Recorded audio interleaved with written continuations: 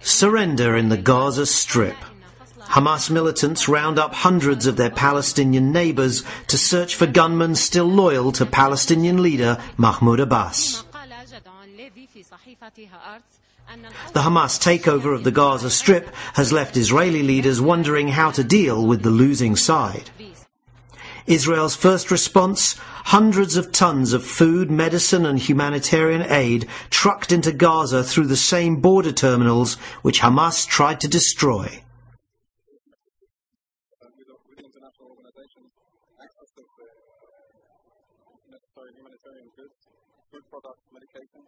For the World Food Programme, for the World Health Organization, and for the International Committee for Red Cross.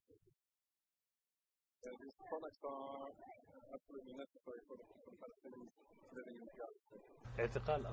Millions of dollars of equipment donated in the past was carried off by looters during the Hamas takeover. Israel must face a new reality in Gaza, says Gerald Steinberg, professor of political science at Bar-Ilan University. Gaza has to be looked at very carefully as a radical terrorist state in the making. It doesn't mean that the people there should be allowed to starve, that Israel should be blamed for the humanitarian crisis. At the same time, it has to be very careful that what's called humanitarian assistance doesn't become the basis for even more terrorism, more violence. Everything that's gone into Gaza in the last 3 or 4 years has been turned towards terrorism, violence, and a Hamas takeover. Every humanitarian gesture that was made has been used for those kinds of purposes. If the number of missile attacks, rocket attacks, or terrorist attempts out of Gaza increases significantly, if Israelis are being killed, there may not be any choice but returning an Israeli military presence in some way, either into Gaza or around Gaza for a short or medium-term period. But in general, Israelis don't want to be in Gaza anymore. But the Hamas takeover in Gaza is not just a threat to Israel. Khalid Abu Tomeh, Palestinian affairs correspondent at the Jerusalem Post, says it poses a threat to moderate Arab regimes throughout the Middle East.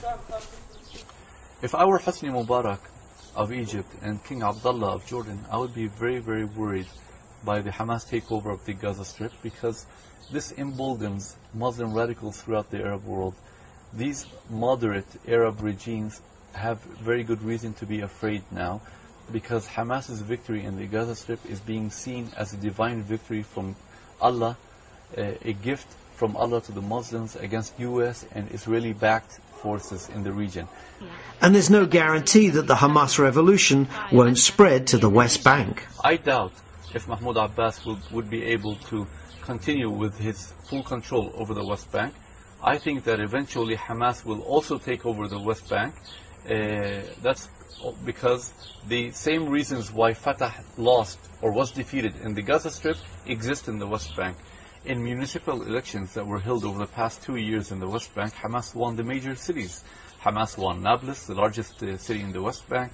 Hamas won Ramallah, El Bire, Kalkilia, and even Bethlehem. Even if they can retain control, Itamar Marcus, the director of Palestinian Media Watch, says the government of Mahmoud Abbas is not as moderate as it seems. We're not dealing with democracy by any means here. We're dealing with terrorist organizations. Things could change from moment to moment. Mahmoud Abbas is leader today. He might not be leader tomorrow, given terrorist behavior. In the West Bank, in Judea and Samaria, it looks like we have what we sometimes call, somewhat carefully, a moderate, pragmatic leadership. Mahmoud Abbas, also known as Abu Mazen, now, he has not shown himself to all be able to fight for the principles he claims to espouse, to have any kind of control.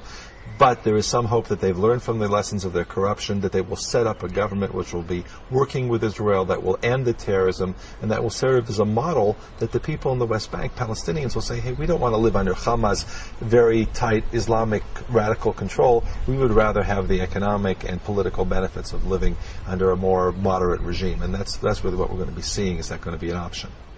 The significant difference between Fatah and Hamas as regarding Israel, both want Israel destroyed. Hamas is easier for Israel to deal with because they say the same thing in English and in Arabic. Today we're in a situation where Fatah and Hamas both talk about destroying Israel. Fatah in English is saying something else. Israel's great challenge today is not going to be Hamas. It's going to be understanding that the Fatah is the same as Hamas. If we don't, we're going to fall in the same trap that we fell during the Arafat years. And like I say, much more dangerous in the long term is not understanding the dangers of Fatah than Hamas.